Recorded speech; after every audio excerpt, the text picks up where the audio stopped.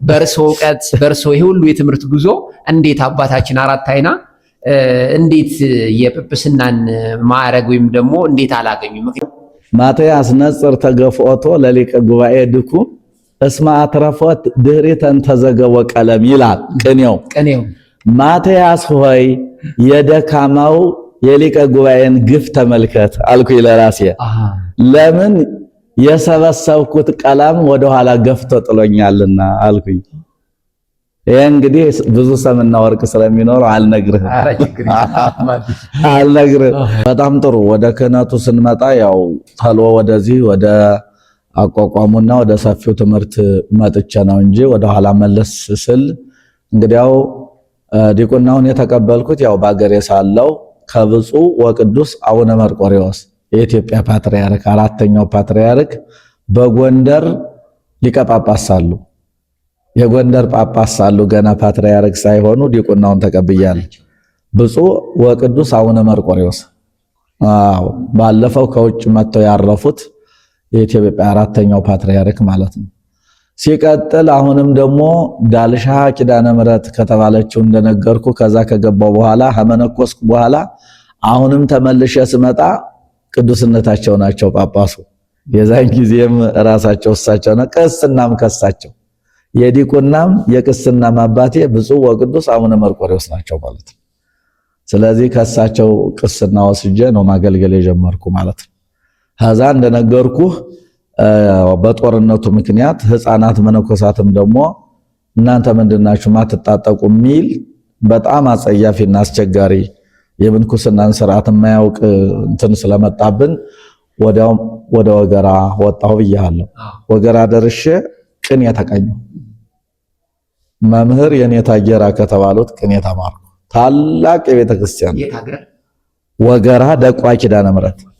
ከዛ ሲቀጥል ጉንትራ አቦ የሚባል ደግሞ የኔታ ሐረገወይን የሚባሉ ታላቅ ሊቅ ነበሩ። የጎንጂ መምህር የሚባሉ ጎንጂ ዋሸራ ዋላ የሚባል የቅኔ ደረጃ ስላለ ነው። ከዛ እሳቸውም የተወሰነው ሞከርኩና ወደ አቋቋም ቤት ነው የገባው። ከዛ አቋቋም አጠናቀቅኩ ተማርኩኝ። ከዛ ቀጥዬ ጾመ ድጓ ከላለስኩ ተማርኩ። ቀጥዬ ወዴት መጣሁ? ወደ ማዕከላዊ ጎንደር ወደዚች መጣሁ። ማዕከላዊ ጎንደር ገብቼ ከየኔታ ሄኖክ ወልደ ሚካኤል ከተባሉት ታላቁ የኢትዮጵያ መብራት ተብሎ የተነገረላቸው ሊቅ ከሳቸው አቋቋም አስመሰከርኩ። አሁን በህይወት አሉ እሳቸው? የሉም። አሁንማ በሳቸው የተተኩ መጋቢ አእላፍ ክቡር ጥላሁን ይባላል። የት ይገኛሉ እሳቸው? ደብረ ኃይሎ ደብረ ጥበብ በአታ ያሉት። እግዚአብሔር ይመስገን። በቀጣይ ደግሞ እሳቸው የምናገኘው ችግር የለም። እሳቸው እንደውም ዘመናችን የመጋቢ አእላፍ ክቡርና የኔ ዘመን ለማስመስከር አንድ ላይ ነበር። እግዚአብሔር ይመስገን። አብረን ነበር አንድ ዘመን ያስመሰከር ነው ማለት ነው። ካስመሰከርኩ በኋላ አቋቋሙን ግን ተነስቼ ወደ ሸዋ ክፍለ ሀገር ነው ሄድኩኝ። ትንሽ በጸበል ምክንያት ነው እማም ትንሽ ተሰማኝ። ጨጓራም ምንም ያው የጩኸቱ አገልግሎቱ ብዛት ስላመመኝ ወደ ሸዋ በአቋቋም መምህርነት ወደ ጅማ ከዛው ሄድኩኝ። ካን ላንድ የተወሰነ በሙሉ 90 ዓመተ ምህረት ነው። ቅዳሴ አላስመሰከርኩም ነበረ። ቅዳሴውንን በአታ ላይ እያለሁ አብሬ በጎን ተምሬው ስለነበረ ከመምህር ናሁሰናይ የተባሉት ታላቁ ሊቅ ሰሜን ሸዋ ዛሬ በመምህርነት ካሉት ታላቁ መምህር ከሳቸው ከዚሁኛ ነው ቅዳሴውን የተማርኩት። ኋላ መሄድህ አይቀርም ደብረ አባይ ትሄዳለህ የትንቢት ናት ብለውኝ ነበር። ኋላ በ90 ሄጄ ከዛ ደግሞ የቅዳሴ ምስክር ያስኩኝ። ከዛ ወደ ማዕከላዊ ወደ አዲስ አበባ ገባሁ። በመምህርነት ተስቤ አዲስ አበባ መካከል ኡራኤል ላይ ቦታ ተሰጠ። አዲስ አበባ ኡራኤል መቼም አይገኝም በሰው ካልሆነ። እኔ ግን አንደኛ የኔታ ሄኖክ ልጅ ነኝ፣ ሁለተኛ የርዕሰ ደብር መዝገቡ የሚባሉ የኔታ ሄኖክ ጓደኛ መዳለው አላብ የተባለውን ያቋቋም መጽሐፍ ያሳተሙ ታላቅ አባት ስለሆኑ በእነሱ ርብርብ ነው ኡራኤል ቦታ ላገኝ ቻልኩት። ከዛ ተቀመጥኩ 12 ዓመት። ከዛ ስቀመጥ ግን ዝም አላልኩም። ዕውቀትን ምን ጊዜ መማር ነው የምወድኝ እንድታውቅልኝ። ከዛ ታላቅ ሊቅ በምን ድርሻ ነበር እዛ የነበረው? በመርጌትነት፣ በአቋቋም መምህርነት። በአቋቋም ለ12 ዓመት ራኤል ቤተክርስቲያን። ከዛ መካከል ተፈቅዶልኝ ደግሞ ዝማሬ መዋሥዕት ከዛ መካከል ደግሞ እዛው እንዳለው ምን ተማሩ? እዛ ልመጣልህ ነው። ከዛ ዝማሬ መዋሥዕት የሚባለውን ከታላቁ ስመጥሩ መምህር ሊቀ ጠበብት ደምፀ ብርሃኑ ከተባሉት ተማርኩ። ከዛው ሁኜ ከዛውም ድጓ አንድ ጊዜ ዘለኩ። አላርፍም ለእውቀት። ይሄም በአገልግሎቴ ላይ እንዳለው በትርፍ ሰዓት የምማረው። ከዛ ድጓን አንድ ጊዜ ከዘለኩ በኋላ ድሮ ጀምሬው የሄድኩ ትምህርት ሐዲሳት ስለነበረ ከመንበረ መንግስት ከጌታው ሊቀ ሊቃውንት መንክር የኔታ ዕዝራ ሊቀ ሊቃውንት ዕዝራ እጩ መምህር በነበሩበት ዘመን በዛን ዘመን የጀመርኩት ሐዲሳት ስለነበረ ቀጠልኩኝ ነው የምልህ። ወዴት ሄድኩኝ? ወደ መጻሕፍት ሐዲሳቱን መጀመሪያ በብሉይ በመጀመሪያው ጠርጌ ጀመርኩ። በብሉይ ጀመርኩ። ብሉይ 6 ዓመት 8 ዓመት ነው የሚወስደው፣ ግን 2 ትምህርት በአንድ ጊዜ ማር ስለነበረ ነው እኔ በ6 ዓመት የተጠናቀቀው። ሐዲሳት 5 ዓመት 11 ዓመት ፈጀብኝ። ብሉይና ሐዲስ ብቻ 11 ዓመት ፈጀብኝ። በኖርማል ውስጥ ነበር የሚፈጀው? ያው ደረቡ ስለተማሩት እንጂ እድሜው ከፍ ይል ነበር። 8 ዓመት ነው የሚፈጅ እንትኑ። ሐዲስ 7 ዓመት ነው። ብሉይ 15 ዓመት በ11 ዓመት ጨርሻለሁ። ይሄውም ተደንቄ ነው። እግዚአብሔር ይመስገን። ከዛ ቀጥሎ ቅኔ ፊት ከሁለት መምህራን እንደተማርኩ ነግሬህ ነበር። ኋላ እኔ ደግሞ የቅኔ መምህር መሆን አለብኝ ብዬ አሰብኩ። ምክንያቱም ከዛ መካከል ደግሞ ትርጓሜ ስተረጉም የዘይቤ አወጣጥ ይባላል። የቅኔ መምህር ሊመጣ ይችላል፣ ሊያነውረኝም ይችላል። ወይም ደግሞ ዘር ማቅናት ቅኝት ይባላል። ያ እንዳያስቸግረኝ የቅኔውን ሙያ ማስፋት አለብኝ ብዬ ከመምህር የኔታ ገብረ ወልድ ከተባሉት ታይካነ በገስት በዓታ ለማርያም እዛው ብሉይ ከተማርኩበት ቦታ ከኔታ ገብረ ወልድ ቅኔን ከናገባው ተማርኩ። መምህር ሆንኩኝ። መምህርነቴ የተረጋገጠ በብፁዕ ቅዱስ አቡነ ማትያስ ተመረኩ። እግዚአብሔር በስንት ዓመተ ምህረት ነው ደስ ይላል? ይሄ እንግዲህ 2000 ውስጥ ነው።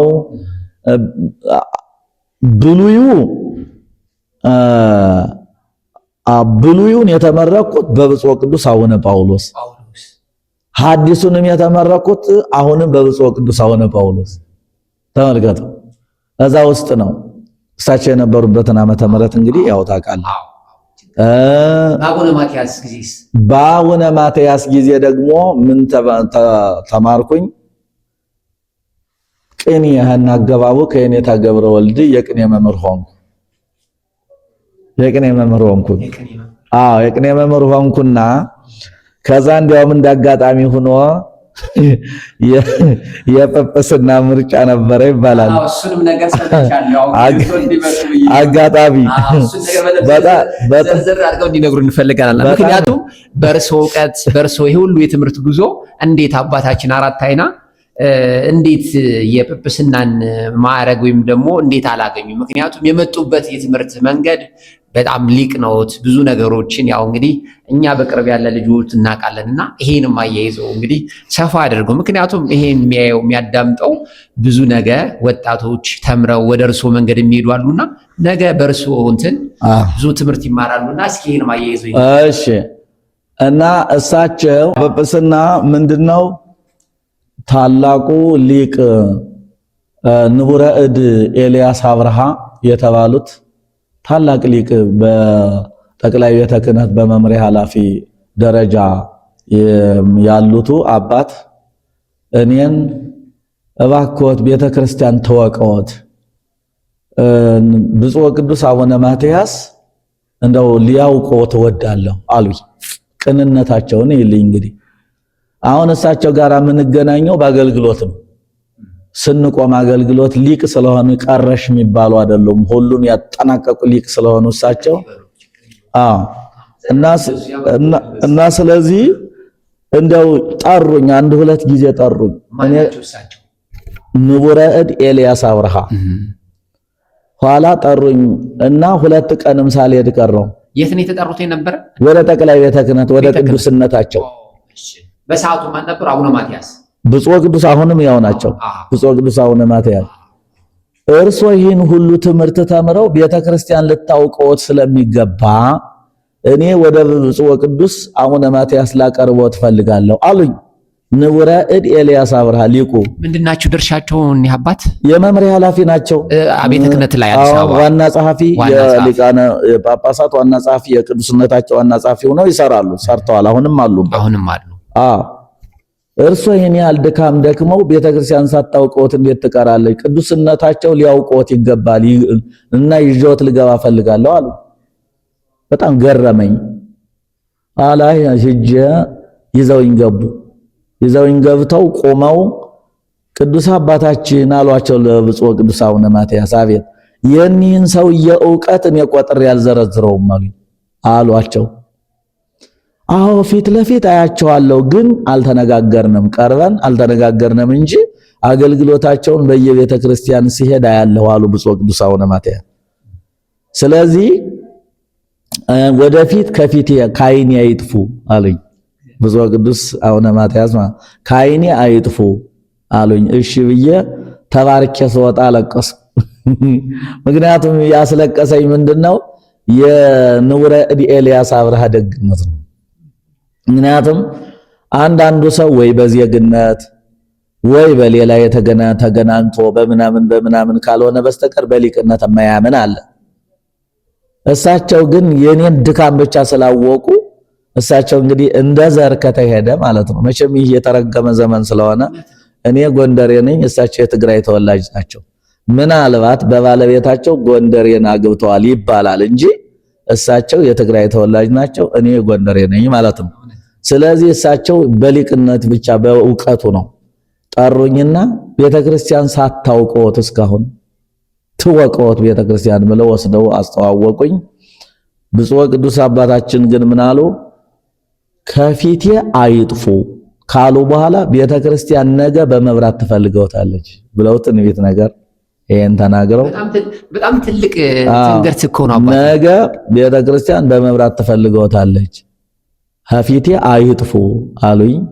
ወጥቼ ተነስቼ መጣ። በዛ ሰዓት ግን እንደዛ ሲሎት ምክንያቱ ምን እንደሆነ ገብቶታል? ምንድነው ለመጠየቅ እርሶ አላሰቡም? ደግሞ ራሱ ጠየቁ ምንድን ነበር? ያው እኮ ነው እሳቸው እኮ የተማሩ ሊቃነ ጳጳሳት ስለሚሾሙ ወደፊት በጵጵስና እንዲታሰቡ ብለው እኮ ነው እንትና ንቡረ ኤልያስ አብርሃ እኮ ያናስበው ነው። ብዙ ድካም ስለደከሙ ቤተክርስቲያን በትልቅ ደረጃ እንድታዩት ብለው ነው ይሄን ያደረጉ። ቅዱስነታቸው ደግሞ ያሉት ነገ ቤተክርስቲያን በመብራት ትፈልገውታለች ብለው እችን አቆሙ። ከዚህ ውጭ ሌላ የለም። ተባርኬ ወጥቼ ተባርኬ ወጣሁ። ከዛ በኋላ እንዳጋጣሚ ሆኖ ግንቦት አካባቢ ይመስለኛል ምርጫ ተደረገ። የጵጵስና ምርጫ። እሺ። ስለዚህ ጵጵስና ምርጫ ሲደረግ ያው እኔ ከምርጫው የለሁበትም። ያው ጽዋን አባቶቻችን ተመረጡ። እንዳጋጣሚ ሆኖ ያው ቅኔና ጋዜጠኛ እንግዲህ የዕለቱን መናገር ይወድ የለ። በአጋጣሚ የቅኔ መምህር ሆንኩኝ። የትዛው አዲስ አበባ ሀዛው አዲስ አበባ ታይካ ነገስት የቅኔ መምህር ሆንኩና ቅኔ በአታው ከውራይል ወጥቶ ማለት ነው ነው ወይስ? አዎ ወደ በአታም ደግሞ ተዛውሬ ምክትል የብሉይ መምህር አላወራ ነው። ምክንያቱም በምንድነው በመርጌትነት 12 ዓመት። በጣም ጥሩ። እንግዲያስ ወደዛ ይሄዱበት። እንግዲያስ ወደ ታይካ ነገስት የሄድኩኝ በብሉይ ምክትል መምህርነት ተፈልጌ መምህር የፈልገውኝ እዛ ገብቼ ነው። እዛው ላይ ለቀው ማለት ነው። ለቀቄ ጎበዝ ተሰራቶን ይዘልኛል። ኧረ እንዴት ይለቀቃል አባ? እና ከዛ ቅኔ እንዳጋጣሚ እኔና ሊቀ ሊቃውንት እንትና ስሙር አላምረው ነው ቅኔ የተሰጠና እሱ በሊቃውንት ነው ተመረቀው። እኔ በቅኔ ነው ያን ጊዜ ማለት ነው። እና ምን አልኩኝ ጉባኤ ቃና እንዳጋጣሚ ቅዱስነታቸው ባሉበት ነው። ብዙ ሊቃነ ጳጳሳት ግጥም ብለዋል። ብዙ የመምሪያ ኃላፊ ሞልቷል። እና እዛን ጊዜ አንዲት ጉባኤ ቃና ስቀኝ የሆነነ ካርያ ለፍ ምን አሉ እንደው እስቲ ያው ለተረጉምልህ ነው ልነግርህ ከነ ትርጉሙ ከነ ቅኔ ይወሉትም አባት ምንድነው ያሉ መሰለህ? ምንድነው ያልኩኝ? ማትያስ ነጽር ተገፍኦቶ ለሊቀ ጉባኤ ድኩም ሊቀ ጉባኤ ነበረ መባል የሰባቱ ጉባኤያት ደግሞ ሊቀ ጉባኤ ኃላፊ ሆኛለሁና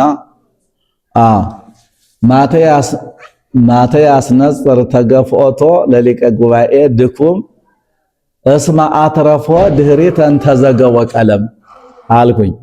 ምን ማለት ነው? ምን ማለት ነው? ማትያስ ነጽር ተገፍኦቶ ለሊቀ ጉባኤ ድኩም እስማ አትረፎ ድህሪተን ተዘገወ ቀለም ይላል ቅኔው። ማትያስ ሆይ የደካማው የሊቀ ጉባኤን ግፍ ተመልከት አልኩኝ ለራሴ። ለምን የሰበሰብኩት ቀለም ወደኋላ ገፍቶ ጥሎኛልና አልኩኝ። ይሄ እንግዲህ ብዙ ሰምና ወርቅ ስለሚኖረው አልነግርህም። እንዲያ ስለሳቸው የቅኔ ባለሙያ ስለሆኑ ቅዱስ አየ መከራ ያሉ እንድታርገው እችን አሳጉሳ አየ መከራ ያሉ ቅዱስ አባታችን ሰው ዋ አለ ሊቃውንቱ ዛያን የነበረ ሁሉ በሙሉ ሳቀ። የት ነበር ቦታው? ባዳር ንግስት ላይ ጠቅላይ ቤተ ክህነት ጠቅላይ ቤተ ክህነት ነው የምንመረቀው።